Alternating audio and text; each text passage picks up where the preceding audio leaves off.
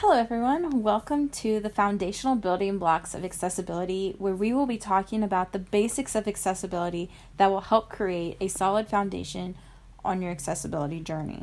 My name is Brooke Bailey, and I am a CPAC certified front-end web developer at the University of Virginia, where I work in the communication and marketing department. I am also the owner of the company 308 Webmaster in the Shenandoah Valley of Virginia. I have been in the web development field for almost 10 years and have worked in both the private and the public sector. However, most of my career has been in higher education. I just want to say thank you to everyone who is joining us today and to High Ed Web for allowing me to do this presentation. Today we are going to talk about the very basics of accessibility and the things that are critical for us to ensure that we are championing the cause for accessibility everywhere we find ourselves, but especially in our higher education institutions. So let's get started. What does accessibility mean? At its very foundation, accessibility means the ability to access. This means everyone has the right to have access to the same information, the right to access the same buildings, the right to access medicine, and the right to access anything that one may need. Accessibility benefits everyone, not just those with disabilities. And when we dedicate our time and energy into accessibility, we are showing that we are committed to the basic ideals of equal opportunity and fairness for every person who encounters our content and our spaces. Even though we are required by many laws to enforce accessibility as a higher education institution, we have the duty to make all of our content accessible to students, faculty, staff, and the communities in which our institutions are in. So with all of this said, how do our institutions view people with disabilities? Our first building block is to understand the various accessibility models. There are a few models that we are going to touch on briefly so that we can see what may be influencing our own opinions and our institution's view on accessibility. The first is the medical model. This model says that the disability is the problem and we should fix the problem in order to help the person. This is what most disability offices are based on and what our federal government disability benefits are based on. The second is the social model. This model says that the problem is actually the environment in which we live, and in order to fix the problem, we need to make our environments more inclusive. This is where our ADA laws come into play by making our buildings more inclusive. The third model is the functional solutions model. This model identifies the functional impairments or limitations of each disability and says that the solutions for eradicating those limitations is actually applying innovation to overcome those limitations of disabilities. Some classify assistive technology into this model. The fourth model is the social identity and cultural affiliation model. This model says that the personal identity and culture is actually found within the disability. This is best seen in the deaf culture. The fifth model is the charity or tragedy model. This model says that an unfortunate or tragic condition is worthy of special treatment or is used to make others feel better because of the hard life someone else has had, and this model is actually offensive to many people with disabilities. Our institutions fall in a mix of all of the models of disabilities, but it is important to understand what model or models we are in so that we can use those models as a way to champion accessibility where we are. You might be thinking, are disabilities that impact the digital world really that common? And the answer is yes. Roughly 1 in 5 people have a disability of some kind. That is 20% of the population, or approximately 1.5 billion people in the world. Depending on the stats that you look at, they will vary due to how every country defines a disability, the stigma around disabilities in each culture, but in general, 20% of any group has a disability. Those disabilities include, but are not limited to, blindness, low vision, color blindness, deaf blindness, auditory, motor, cognitive, dyslexia or reading, math, speech, seizures, and the list goes on and on. Most people who have a disability have more than one, which we call compound disabilities. In general, we have 5 specific categories of disabilities: recognizable, hidden, temporary, age-related, and web/digital. These seem pretty straightforward, but let's review them real fast so that we are all on the same page. Recognizable disabilities are the most familiar disabilities. These are the ones we usually see and acknowledge. A war veteran who lost an arm, a student who has a white cane because they are blind. These are disabilities that anyone can see. Hidden disabilities are a little harder, as those are disabilities that we may not be able to tell by our physical appearance. You cannot tell that someone has seizures or is dyslexic, or sometimes even if they have an auditory disability. Temporary disabilities are ones that are not forever. Let's say you had a surgery, so now you aren't able to walk without crutches or unable to walk up and down steps for 5 weeks. It's not permanent, but temporarily, you aren't able to access things you normally would be able to. Age-related disabilities are things that happen because we are getting older. These things include auditory, visual, and motor disabilities that start to deteriorate as we get older. Our fifth category is web/digital, and that is anything that is on a digital platform and can be viewed on an electronic device. That is primarily the category we are going to be focusing on today. However, many of these categories can and do overlap. So with all of this knowledge, how do we even start to make an impact in our current roles on the digital side? Let's start with our second building block, text. All text we use must have a font of some kind, and fonts are extremely critical not just to our content, but to any brand.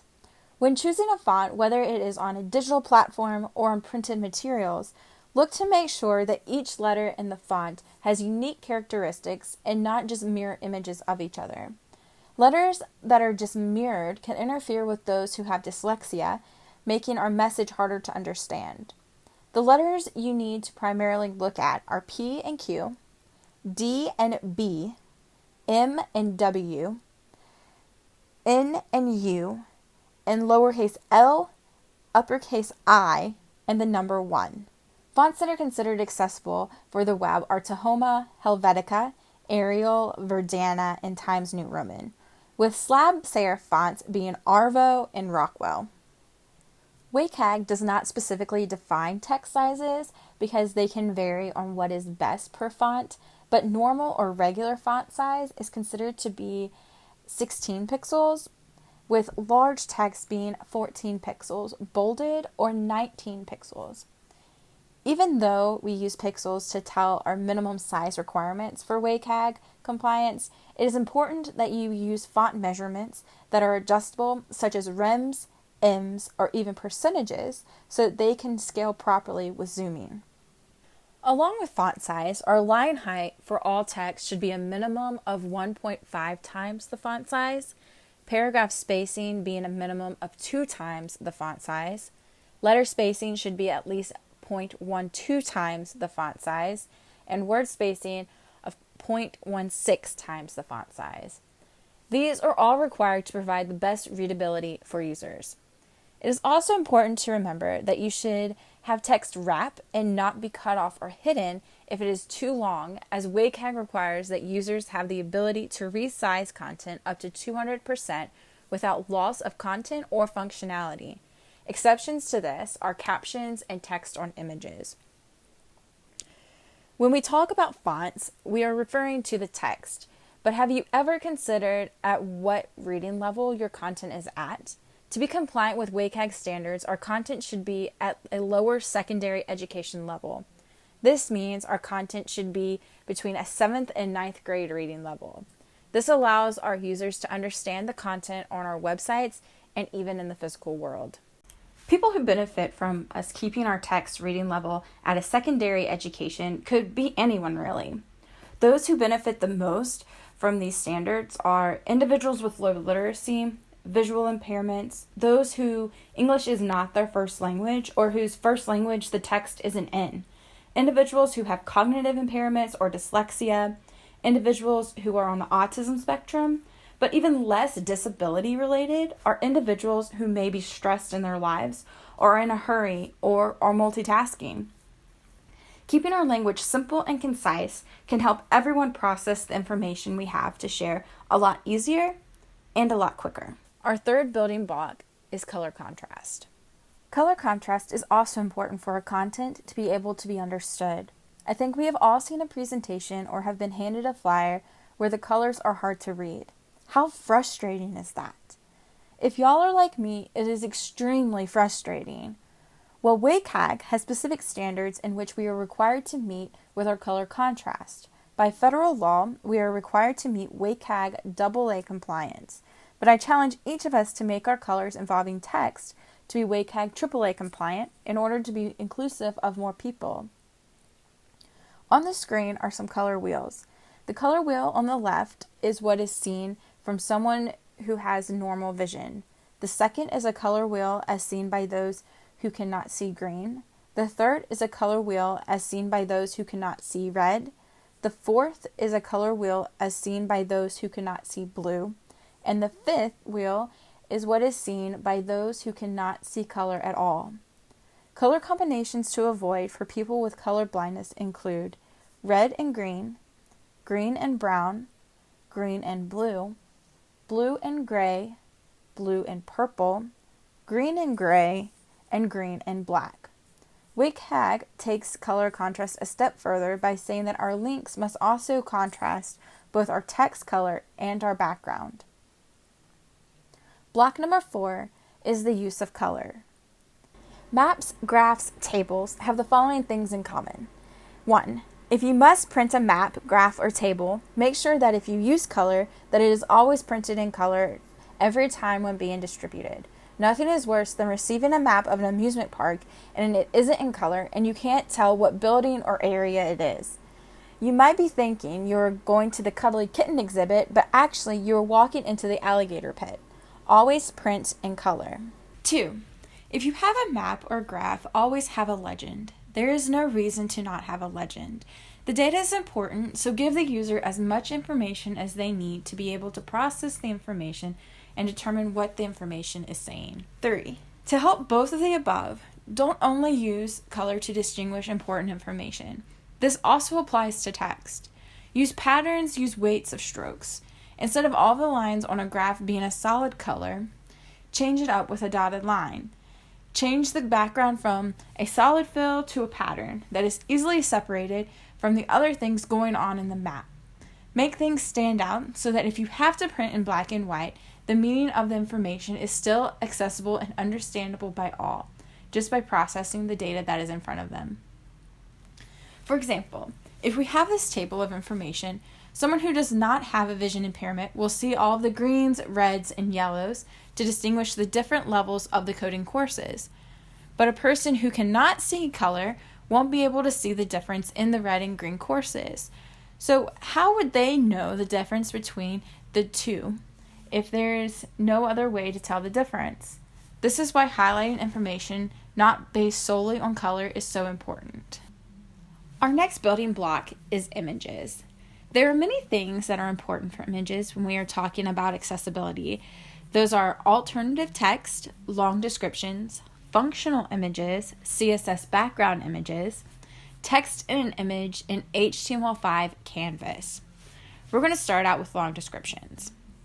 Long descriptions are used if you have an image that has text or needs a lot of description to get the purpose across to the user. Long descriptions allow your users with screen readers to fully understand what is going on. But with this, it is best practice to not have text on the image unless it is absolutely necessary. There are many different ways you can accomplish long descriptions, so I will have a link to a tutorial at the end of my presentation. It should be noted that the long description HTML tag is deprecated and shouldn't be used anymore. But there are a few ways we can use semantic markup to give us the long description when possible. Our first option is to link the description text and the adjacent image using the HTML5 figure and fig caption tags, or use an image and a link combo when HTML5 is not able to be used. If you choose to use a figure and fig caption pairing, then you would code it similar to how it is on the screen with your fig caption inside of your HTML figure tag. If you choose to use an image and link pairing, then you would want to do it similar to as what it is on the screen, with the link directly below the image with both your image and your link inside the same P tag so that they are read together and the user can know that it is relating to the image. Our second option is to describe the location of the long description in the alt attribute. If you choose to have the alt text tell the location of the description, you would want to do it similar to how it is displayed on your screen, with providing a specific header that the long description is under so that the user can easily find the description and reference it. In this option, your description doesn't necessarily have to be directly below the image, but it must be on the same page as the image itself. Functional images. Functional images need alt text that describes what the function of the image is. For example, if you have an image or icon of a printer, then the alt text would be print this page. Or if you have a search magnifying glass, then the alt text should be search. Alternative text. Alt text should be used for all images unless the image is purely decorative. That means things like image borders, you don't need to tell the user what it is. However, I would always code on the side of caution to only have content on the page that is important for the user to help with the processing of the content. If you have an image on the screen, then the image has a purpose and an alt text should be applied. What do you envision with this statement? Person runs with a ball. What questions come to mind about this image? What sport are we referring to? How is this person running with the ball? Is it during a real game or practice or just for fun? What if I said man runs with a ball on the field? This narrows down the sports but doesn't really add many more details. What if we said man carrying a football in his right arm runs down the field as he jumps over a defender? We know a little bit more. We know the sport. We know how the ball is being carried. We know that he is in the air jumping over a person. Even if someone has no idea what the ball looks like, they can form a picture in their mind of what is going on. And that is what we aim to do with our alt text. I used to teach college web development students how to write alt text, and the tip I would always give them is this. If you had to call your mom and describe to her what the image was about, what would you tell her? Whatever you would tell her is what you should write down, but with what you would tell your mom comes some rules. So let's talk about some rules that you should consider when you determine if you should use alt text on an image and how to write it. 1. Alt text should always be concise and descriptive without sacrificing accuracy or accurate presentation of the image. Try to limit your alt text to around 250 characters or the length of a tweet due to some screen readers cutting off after that. Only describe information of the picture. Don't include anything that is not in the picture unless it is like a location, a country, city, etc. that is critical to understanding the importance of the picture that is on the page and how it relates to your content. Don't be redundant in the body text or provide the same information as the text that is near an image. This means don't have your alt text be the same as a caption that you have associated with the image. Don't include phrases like image of, graphic of, picture of, as the screen reader already announces that it is an image, graphic, or picture to the user, so that will create redundant content that we do not need. Images of text must not include informative text if you are able to provide an equivalent visual presentation. If the text in the image can be presented as HTML code and styled with CSS, then you must present the content as text so that it is more accessible for everyone. However, this does exclude your site's logo. One way to have text in an image format is to make your image an SVG. SVGs are unique in that text in an SVG remains real text and allows screen readers and low vision users to access the content. CSS background images. When an image is used only for decorative reasons, try and apply the images as a CSS background image so that it will remove the need for alt text on the image because it will be removed from the semantic and structural flow of the page. It should be noted that CSS background images should only be used when the image is purely decorative and doesn't add content needed for the user to process the other content on the page. We aren't going to get into HTML5 Canvas in detail, but there is one thing you must know.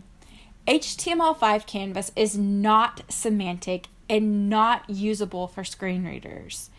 In order to make the Canvas tag accessible, you must use area and JavaScript to allow screen readers access to your element.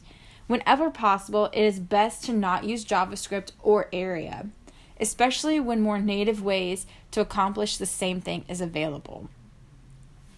I also want to make mention that it is important to know how your images are impacted by things like high contrast mode. For instance, PNGs often disappear in high contrast mode, so it is best to not use them when you don't have to. Our sixth building block is headings.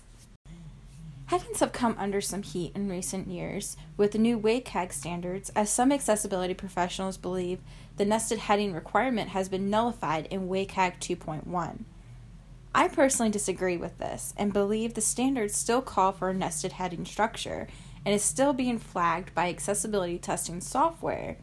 But regardless, I encourage you to always use proper heading order for the sole purpose of how headings are actually handled by screen readers and will continue to be handled by them. Just because people are disabled doesn't mean that they don't deserve well-organized or structured content. When a screen reader pulls up a list of headings and hears the content go from an H2 to an H5, the user is naturally going to be confused and feel as though they are missing content when it is just poorly coded. All users deserve to have well-organized content, and that means proper nested headings. If you are using a header because of a styling change, use your classes to style it to be what you want, but do not use an improper nested header. Nested headers are not just important for websites, but also for PDFs. One thing you will run into a lot is that content writers and owners want to put up files, typically PDFs, that are not accessible. It doesn't matter what document that goes up, you must make those documents accessible for every user that might come across it. Rule of thumb is if it can be an HTML page, make it an HTML page. Otherwise, make the document a PDF and run the accessibility checker in Adobe Acrobat Pro and make sure it is tagged using Acrobat Pro. If you have more questions on running the accessibility checker in Adobe, message me and we can chat about it. Another layer of website accessibility is video and audio. Every video and audio that you add to your digital platforms should meet certain basic requirements. The first is contrast requirements within the video. All of the contrast requirements we have talked about today apply. Second is flashing requirements. You should never have more than 3 flashes in 1 second in your video or animations, as they have the ability to cause seizures to those watching. A great example of this is the 1997 Pokemon film, where Pikachu used a thunderbolt and the blue and red flashed so fast that at least 618 children had seizures from it. Which brings us to our 7th building block: video and audio transcript and captioning.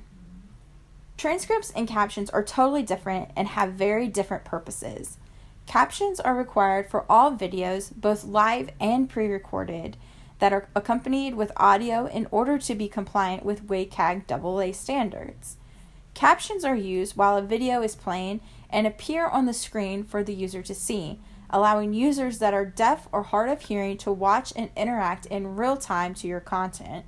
Your captions for pre-recorded videos should include dialogue, identifying who is speaking, and include non-speech information conveyed through sounds, including meaningful sound effects. It is important to mention that in some places, captions and subtitles are the same. However, in the United States of America, where I am located, they are in fact different and should be used according to where you are. In the USA, captions are used for the same language as the spoken audio, whereas subtitles are for the spoken audio translated into a different language. Captions are needed for accessibility, whereas subtitles in various languages are not specifically required to be WCAG compliant. Transcripts, on the other hand, are required when you have audio only, video only, and when you have video and audio together for both pre-recorded and only on live to meet WCAG AAA requirements. Transcripts are the text versions of the speech and non-speech audio information needed to understand the content, and descriptive transcripts also include visual information as well. Transcripts are used by individuals who are deaf, hard of hearing, or have difficulty processing pseudotary information as well as others. Transcripts and captions use the same text, so you can build one off of the other, but you shouldn't use a caption file with timestamps for your transcript file.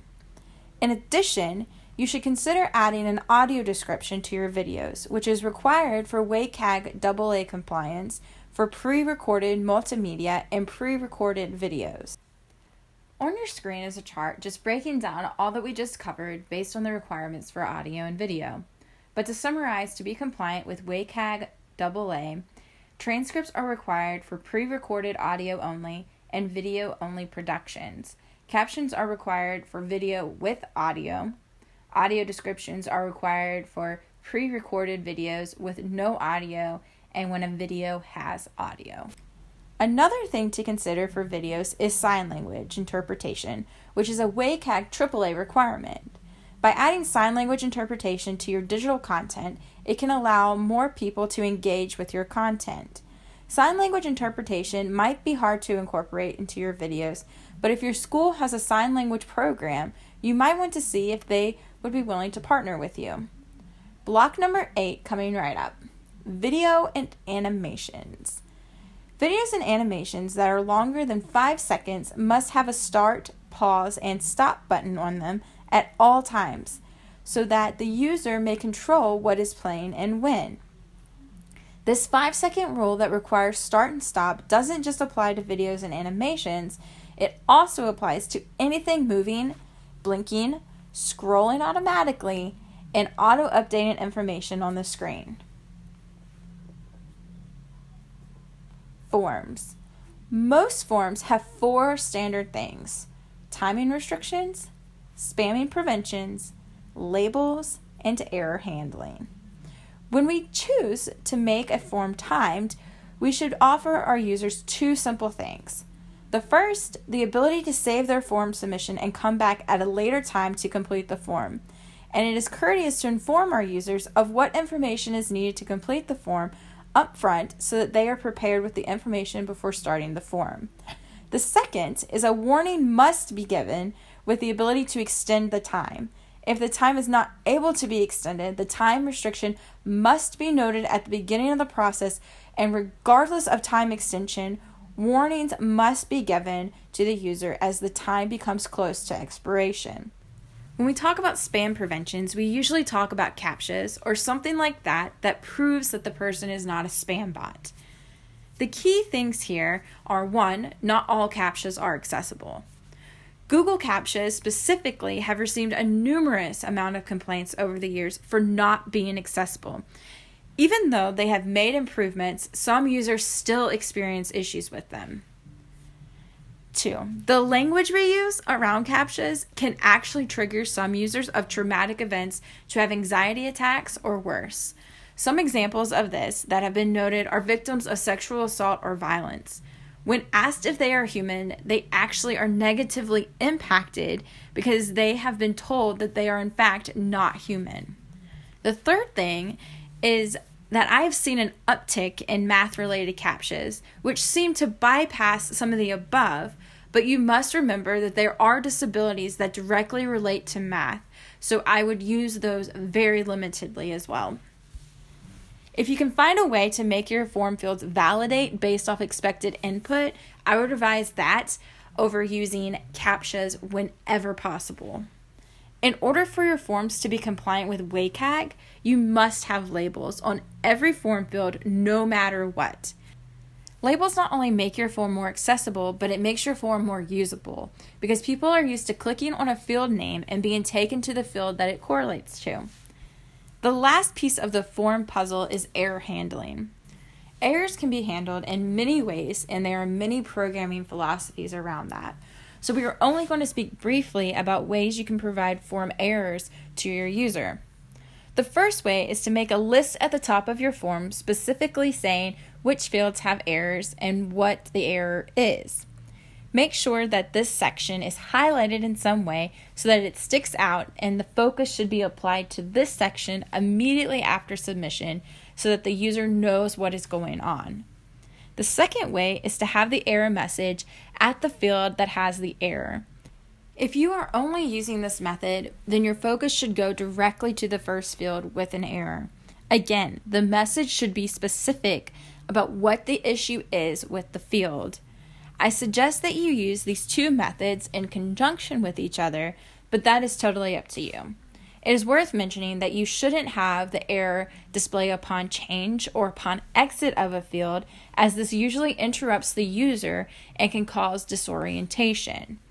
If you choose to have the field highlight to signify the element has an error, remember that you shouldn't use color alone to signify an issue. So make sure you have text that accompanies it. Area is our last building block of our accessibility foundation that we will talk about today.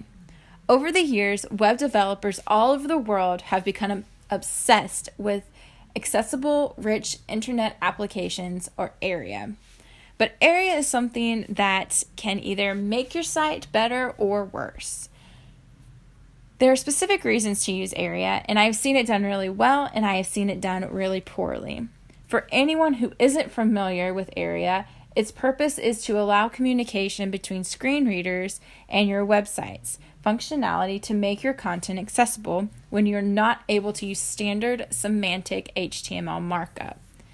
Area was never intended to be used as a replacement for proper HTML, but as a way to enhance accessibility when standard semantic HTML cannot be used. Area should be used sparingly due to the different interpretations and support from screen readers, because when area is not supported or when it is used incorrectly, it actually makes the accessibility of the site worse. Best practice, and if you only remember one thing from this presentation, please remember to always use semantic HTML markup first, since standard HTML is supported by all screen readers. There's so much more I would like to talk about, but we just don't have the time today to talk about them. But I have videos discussing everything that I wasn't able to include in this video. You can check them out at 308webmaster.com. There's also a link in the More Resources handout that you can use to get to those videos. So here are just some great resources for your accessibility journey, and I have included all of these and more in the resources handout. In this list, you will find software that you can use to help in your accessibility journey, so please check them out. Before we end our session, I just want to touch a little bit on some of the resources that I've provided. The first is the International Association of Accessibility Professionals, or IAAP. They offer 4 different certifications for anyone who is wanting to expand their knowledge. It is not an easy thing to accomplish, but once you have become certified, you will have the knowledge to conquer most accessibility issues that come your way. The 4 certifications that they offer are the Certified Professional in Accessibility Core Competencies, or CPAC, which provides you with a crash course in accessibility. You will learn the laws not just in the US, but across the globe, as well as receive a great foundation in both the physical and digital world for accessibility. The second certification is the Web Accessibility Specialist, or WAS certification. This is more code and developer driven. The third certification is the Certified Professional in Web Accessibility Designation, or CPWA. This is received when you become both CPAC and WAS certified. You don't have to take a test. You just receive that designation. The last certification that they have is sort of new. It's the Certified Professional in Accessible Built Environments, or CPABE. And this is an extension of the CPAC certification and will go more in depth and just give you a really solid foundation beyond what CPAC gives you. The high contrast extension for Chrome is a great way to test for high contrast mode and see what works on your site and what doesn't work, especially in the realm of images. Something we didn't discuss in depth, but I encourage you to investigate, is how different image formats are impacted by high contrast mode. For instance, PNGs will not show up, as well as background images in high contrast mode. So users could be missing vital information on your sites if your site is being viewed in high contrast mode. The next is the DQ courses. They offer courses on accessibility ranging from any topic you want, such as document accessibility to programming to laws. I have used many of their courses receiving my CPAC certification, and I'm using it as a resource for my WAS and CPWA certifications. Their courses are great, but they do cost money. But in my opinion, they are worth the cost and they are worth their weight in gold. The next is the Accessibility Slack channel.